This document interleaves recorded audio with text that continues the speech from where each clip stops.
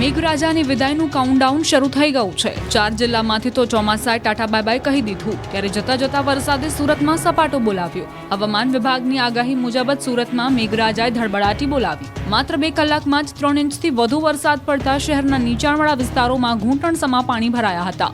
અચાનક શરૂ થયેલા આ ધોધમાર વરસાદના કારણે સુરતના અનેક વિસ્તારોમાં જળબંબાકારની સ્થિતિ સર્જાઈ। વેસુ, અઠવા, ડાજણ, કતારગામ અને વરાછા જેવા મુખ્ય વિસ્તારોના માર્ગો પર પાણી ફરી વળ્યા હતા। વરસાદની સાથે જ વિઝિબિલિટી એટલે કે દ્રશ્યતા પણ ઘટી ગઈ હતી, જેના કારણે વાહન ચાલકોને ભારે મુશ્કેલીનો સામનો કરવો પડ્યો હતો। ઘણા વાહનો પાણી ભરાવવાના કારણે બંધ પડી ગયા હતા, જેના પરિણામે લાંબો ટ્રાફિક જામ સર્જાયો હતો। કામકાજ માટે બહાર નીકળેલા લોકો પણ રસ્તામાં જ અટવાઈ ગયા હતા। સુરત સિવિલ હોસ્પિટલમાં સુપ્રિન્ટેન્ડન્ટ ઓફિસની બહાર અને જૂના ટ્રોમા સેન્ટરની બહાર પાણી ભરાવવાના કારણે દર્દીઓને હાલાકી પડી।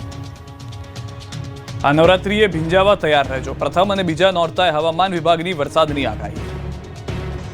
ગુજરાતમાં ચોમાસાના વિદાયની શરૂઆત થઈ ગઈ છે। 4થી વધુ જિલ્લામાં ચોમાસું વિદાય લઈ રહ્યું છે।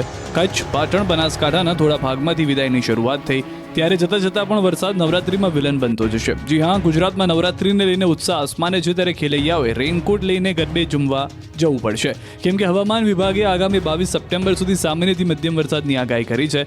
હવામાન વિભાગનું માનીએ તો નવરાત્રીમાં કચ્છ, બનાસકાંઠા, સાબરકાંઠા અને પાટણ બાદ કરતા તમામ જિલ્લાઓમાં ગુજરાતમાં વરસાદ પડી શકે છે। 17 से 23 सितंबर तक हल्का से मध्यम बरसात का संभावना रहेगा दोनों क्षेत्रों में, गुजरात रीजन और सौराष्ट्र कच्छ दोनों रीजन में। और भारी बरसात का कोई पूर्वानुमान अभी नहीं दिया गया है। अभी जो हमारा फिशरमैन वार्निंग में नील दिया गया है